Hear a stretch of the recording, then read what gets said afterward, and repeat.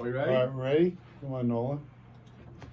Hey everybody, welcome once again to another edition of Come Together, right here on WKDW 97.5 FM, Real Community Radio. I'm your host, Pete O'Shea. I'm the Executive Director of Divine Global Recovery. You know, we talk about us every week. We're a local disaster relief outfit. We just came back from Houma, Louisiana a couple weeks ago. Our show last week was all about that. So you didn't get a chance to go listen to that. Go to the website, kdwradio.com, and go check it out because we gave you some really good updates of what was happening there in Louisiana. My co-host is always with me, the lovely and talented, and yes, I will say it again, I am contractually obligated to say that. It's in the marriage certificate and everything.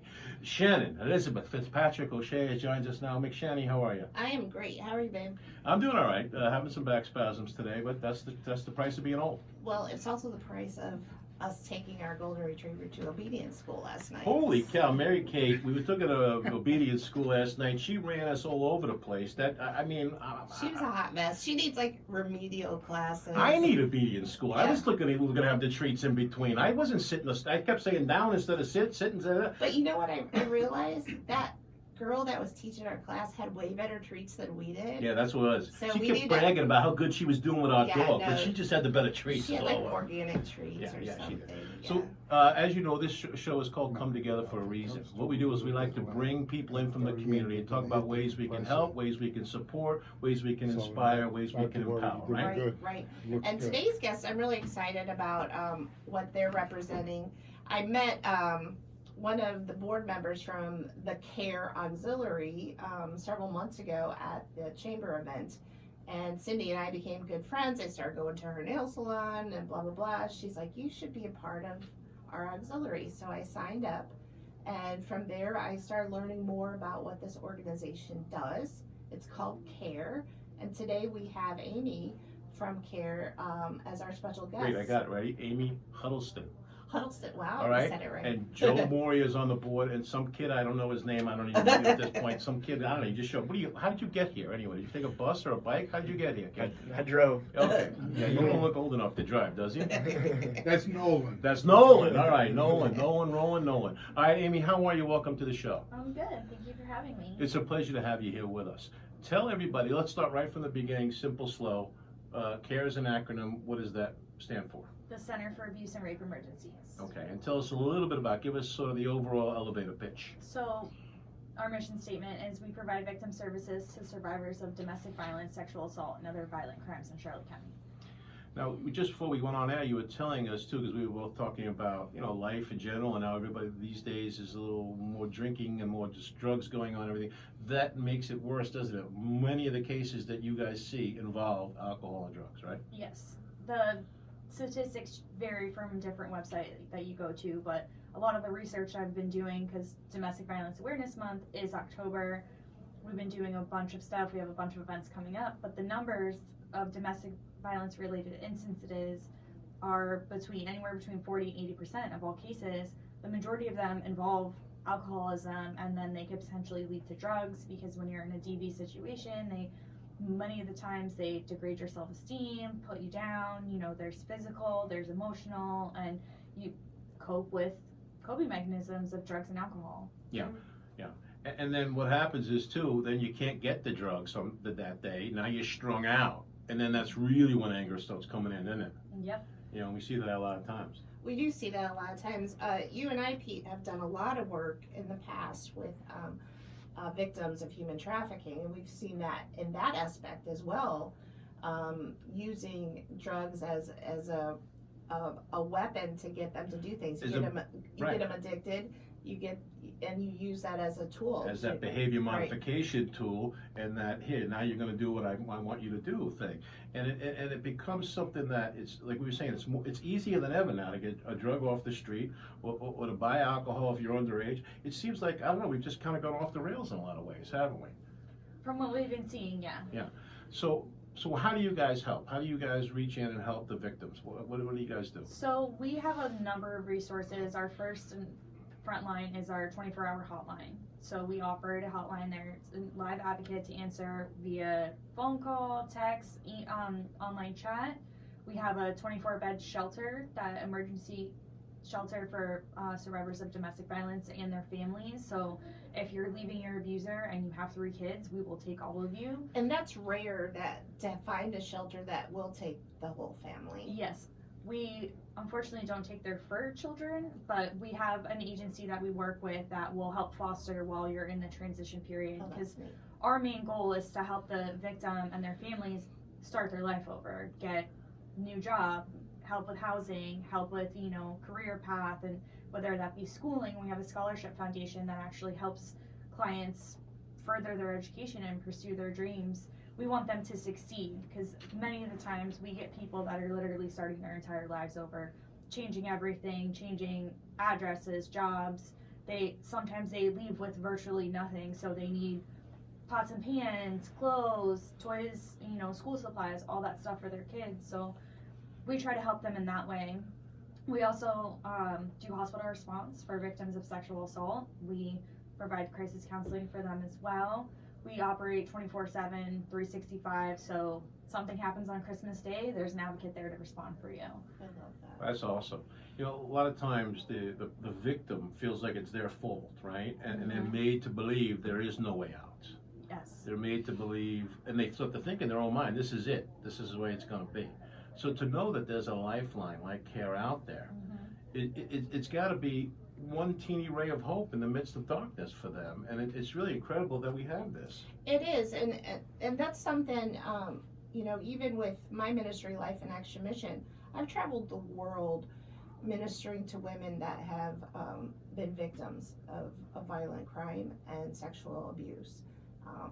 Many of us have had that experience in our past, unfortunately, not just women, but men too. And we need to not only make it okay to talk about, but we need to be really intentionally advocating for these precious people that need us. Okay, so I want to ask you both that question then. Is there still a stigma attached to this? I mean, I guess there was for a while, but is it now still? It will still be there for a while. I mean, the conversation has changed in the last couple of years with the Me Too movement and people coming out and stuff like that, but we just actually did one of our series, our Caring Conversation series, about sexual assault in men and how there's a huge stigma around it, how, believe people are homosexual or something like that, Right. Or did I ask for it, or why did my body react this way? I mean, national average is 1 in 6 men will be sexually assaulted or harassed in their lifetime. I'm surprised it's that high, but at the same token, we have been experienced, some of our friends and ministry leaders that we know are starting to speak out about their situations. We even had a friend write a book about his situation. That's right, where he was molested multiple times over and over again. And he told us, it took so long for me to even say it out loud. He was embarrassed, like it was his fault, like he was the person who was the sexual deviant. Right. And we do the same thing with mental illness. We do the same thing with so many other stuff. We attach this stigma to it, therefore you can't talk about it, and then that's when things get bad. That's when people really lose it. Internalize and you bottle it up, and other things lash out and whatnot. And for us at C.A.R.E, our tagline, we provide we provide help, healing, and hope to survivors in Charlotte County, because a lot of people are scared. They don't want to leave. They don't want to get out because they think it's not possible. Because a lot of the cases when it comes to DV or sexual assault, sometimes they go hand in hand, but there's financial abuse there too. Sure. I mean, your abuser's controlling your work life, all of your money situation. Like, you might not be able to leave. So what we try to do is meet with clients and safety plan with them of what is the best avenue for them to be able to leave. Right. We're trying to change the conversation about being able to talk about it, because sometimes it's not the safest option for you to leave. The majority of the time, I want to say the numbers around 75% of the time, when the victim actually leaves the abuser, it's the most dangerous time in their entire life. That moment when they leave. That moment is when they leave. They are more likely to have physical violence, death, all of that. Because that person that's been controlling them is going to flip out. Flip right? out because they can't have the control over them anymore. Right. They're making that decision to leave, and they're like, oh my gosh, like, they like go crazy because they can't have that control. Abuse is about power, control, and being able to have that over someone. Correct. And one of the things that's very hard for all of us who want to help is that there's no outward sign in a lot of cases. You know what I mean? Like if somebody's wearing a cast, you know they got hurt, right? Mm-hmm. But in the family situation, the abusers, those guys, they're really good at painting the outward picture to the world that we don't even see it happening, right? That's got to be one of the biggest problems for you guys. Yes, a lot of the times we do a lot of training and in-house webinars and stuff like that for our advocates, and we're working on going out and doing like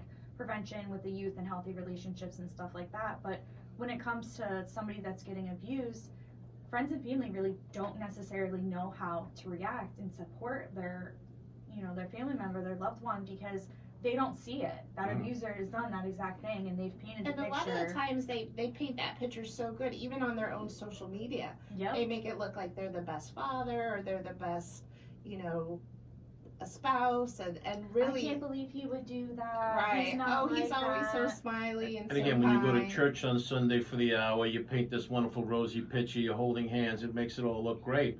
But it's not. It's not We even don't know close what's to. going on behind people's closed doors, and we really Yeah. need to be. I use the word intentional a lot, but we need to really find avenues and really explore new ways and think outside the box of how we can be helpful and offer that hope and that support Mhm. that C.A.R.E is offering. I just think what you guys are doing is phenomenal, and you guys are really hitting all of the targets. Yeah, we have a lot of different programs. For October being Domestic Violence Awareness Month, we're actually doing 2 lunch and learns about domestic violence. And I mean, with everything that's gone on in the news, not going down that road, but Right. everything that's happened lately, like, we want people to attend these lunch and learns so they can get necessarily the tools that they need to look within their homes, look within their friends and stuff like that. We have one on October 14th in Port Charlotte, and then we have one on October 21st in Inglewood. All the information's on our website and on our social media, and you can RSVP. It's completely free, and we're gonna provide lunch. Wow. We just need you to RSVP to know, so we make sure you get lunch. But it's good for anybody to go to that because, again, your friends, your neighbors, your family, you don't know where it is. And let me ask you guys this question. It seems to me, too, it's kind of generational, almost like a generational curse that goes on. So at that point, it becomes common nature, and they're just living with it. Now it's out because it's generation to generation, and that's all they know. That's what they think is right, and that's how they're living, right? Is there a lot of that, too? Am I right about that? Oh, absolutely. I've seen this countless times in ministry as a pastor, helping people. You see that cycle from family, from grandma to mom to daughter, and usually the way it was handled for them in the past is how they're going to automatically treat the one that's now saying, this just happened to me. And it's a shame because sometimes that was buried under the covers, or it was hidden, or they didn't validate it as real in their family, so it wasn't addressed with properly. Do you see that, Amy? We do see that a lot because it's, oh, my mom went through this, oh, my dad was like this, or vice versa, oh, my dad, was getting abused by the wife or whatever. So what we try to do at C.A.R.E is we're real big on prevention. We have a prevention coordinator, we have an outreach coordinator. We're trying to get into we're doing Boys and Girls Club. We've done, I forgot the name of the other one that we would do, but we try to get into the after school programs and teach about boundaries, consent, healthy relationships. Like, I mean, I have nieces and nephews. My nieces are in high school, and the stuff that goes on, like getting passwords, controlling social media and stuff like that, we're just really trying to teach the youth what is healthy and what isn't healthy. So we're in a different kind of generational movement with a lot of things that are going on in our culture. So we're kind of like on the cusp of, hey, let's break those chains from before and show you how to be healthy now in your youth before you get to the adult where you feel helpless. Yeah. She's got nieces in high school. She don't look like she's past high school herself. You're only in 11th grade yourself. But thanks. Started using anti-wrinkle real early. There you go. I went the other way. I used a wrinkle, and look what happened to me. But anyway, that's great. I like that. So you sometimes, if you can't take care of what's in front of you, let's go to the next generation and put a stop to it for the future, right? Let's at least get, and we do the same thing when it comes to drugs and alcohol and stuff like that too. the generation in front of us may almost be, I don't want to use the words lost cause, but the behavior is already ingrained. So now you can go to the young and start the right behavior ingrained and see if we can't put a stop to this. Yeah, and we still do help Sure. people that are, Sure. in our generation and stuff like that, because our clients range from 18 to 65, you know what I'm saying? We help a very broad range of people. So what we do for people, we do the prevention, and then what we do for clients now is we really teach them. It's an economic empowerment program, so we teach them career skills, we teach them empowerment skills like self-love and self-appreciation. Like, the abuse wasn't your fault, you didn't do anything wrong for this to happen to you. Abuse is just about power and control from that abuser. That abuser wants the power and control over your life to feel whatever kind of way they need to feel. So here are necessarily tools and resources for you to start rebuilding and start feeling better about yourself, so going forward in your life, you're not repeating the same kind of behaviors that you were, to maybe not recognize the red flags or whatever and whatnot. Like, abuse can happen to anybody. It can happen to anybody more than once. So what we try to do is just uplift and empower and, give you the tools for you to be successful. But it's like, You still have to take those tools. you still have to take them, and Right. you still have to, make your conscious decision and stuff like that. We can't make the decision for your life for you. We can just show you what we have to offer to Exactly. So the lunch and learns are important, getting out there in the community. You've got a couple other things coming up too. Isn't there something coming up at the Celtic Ray also? Yes, we have our Stand Up Against Domestic Violence comedy show. The Celtic Ray is so generously putting on for us. It's gonna our be favorite place to go, by the way. I love We're that Irish. place. We love that place. Yeah. Like, we all love that place. I Yeah. mean, the food's good. Like the curry of the week. I don't know who comes up with that, but that is fire. The pasties too, don't forget those. The Oh, I love pasties, those whatever they're called. pasties. Yeah. Yeah. Pasties, pasties, whatever. I love that place. Kevin and Max are great people. I'm born and raised here, so I've grown up in the Right. area and stuff. So they're doing the comedy show for us, and proceeds from our raffle, we're gonna have a cash raffle. Proceeds from that raffle are gonna go back to survivors in need, and we're just basically having an event to raise awareness about domestic violence and get people talking about it and stuff. We have the lunch and learns. Abby's Donuts is also going to be doing purple donuts for the Ooh, month I'm of going now. October. I gotta get there now. I gotta get first online. So we also have Perfectly Polished. Cindy Ah, is going to Cindy. do the Put a Nail in It campaign. Anybody that does purple, she's going to give a portion of those proceeds back to us at the end of Terrific. the month. So we have a lot going on, and I know that several restaurants throughout Charlotte County are going to have purple drinks for Domestic Violence Awareness Month.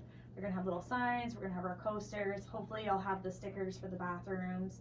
Tell us about that, because I think that's really important, and a lot of people don't understand the power behind those bathroom stickers. Basically, it's just going to be a little circle sticker. Depending on where you're at, it's going to be a different color. We have our logo is teal, so purple is domestic violence. It's a little bit of both. And it's going to have a QR code that goes straight to our Get Help page. And it's going to, resources for DV, resources for sexual assault, and just what to do if you don't know. And then you can just link up to any other page on our website from there. And it's basically a nonchalant way to say we're here to help. Right. Well, it's the way to get it without the abuser finding out about it. Mhm. When the Super Bowl came to Tampa, they were putting notes inside of the Gideon Bibles in the hotels for the Mhm. girls. That Yeah. when they opened that Bible, and there was a way for them to get out. Because if you put that in the light, the abuser's just going to stop it, right? Exactly. Like, everyone now, we're in the generation where they do the bathroom selfie. So they could take a bathroom selfie, have that QR code in the back to be able to go to the website whenever they need to. I'm also looking to try to get them into doctor's offices and other different businesses and stuff like that, because you never know where you're at. Well, even in strip club changing rooms for the girls that are working in those. Yeah, we do Human Yeah. Trafficking Awareness Sure. Month is January. We're having a huge event on January 31st at Harbor Event Center. It's going to be all day from 9 to 4. It's going to be different speakers talking about the signs, what to do, how you can help, the resources for survivors and stuff like that. It's going to be a big day because we do help victims of human trafficking as well. Because it's a huge thing. Guys don't want to realize it, but Florida, we're number 2 in the country. Okay, the second largest industry in the world today is human trafficking. Right. The only one that's greater is illegal drugs. So if we could knock out those two, take those billions of dollars, put them back into helping people, we could change the world in one spot. Absolutely. But evil seems to be on the top. It's not going to last that way. We all know in the end who wins. I went and sneaked at the last page of the Bible. The devil did it, and Jesus wins. Okay, so we're going to have that at the end. But it's a struggle. It's a fight. In the minutes we have 3 minutes left. I want to talk about the big point that I got from what you were saying is the self-esteem and self-awareness, right?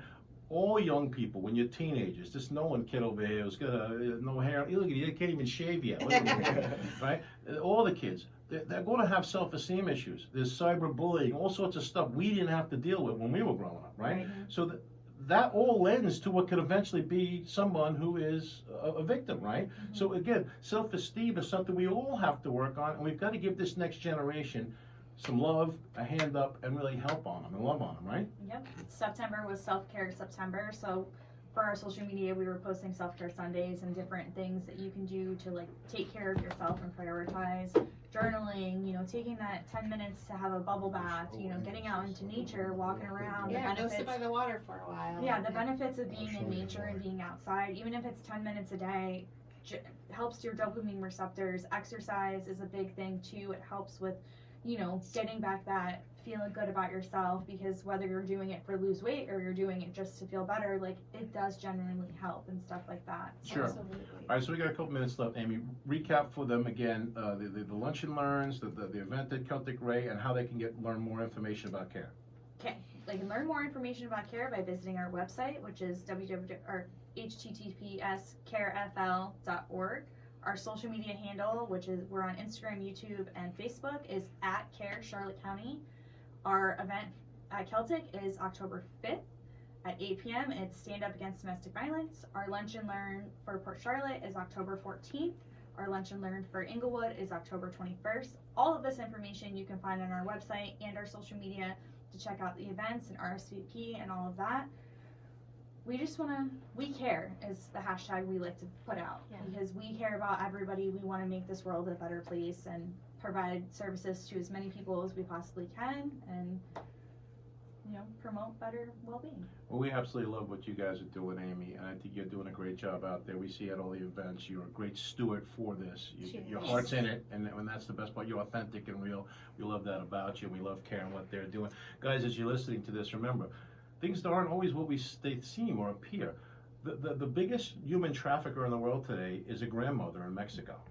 Wow. Who gets women there and sends them here to the United States, and their families never see them again. So it isn't always what you see, guys. It isn't always what's right in front of you. We've got to look together, we've got to be together, and we've got to what? Come together. There you go. All right, we'll see you guys next week and come together. We love you all. And Amy, thanks so much for being our guest. Thanks for having me.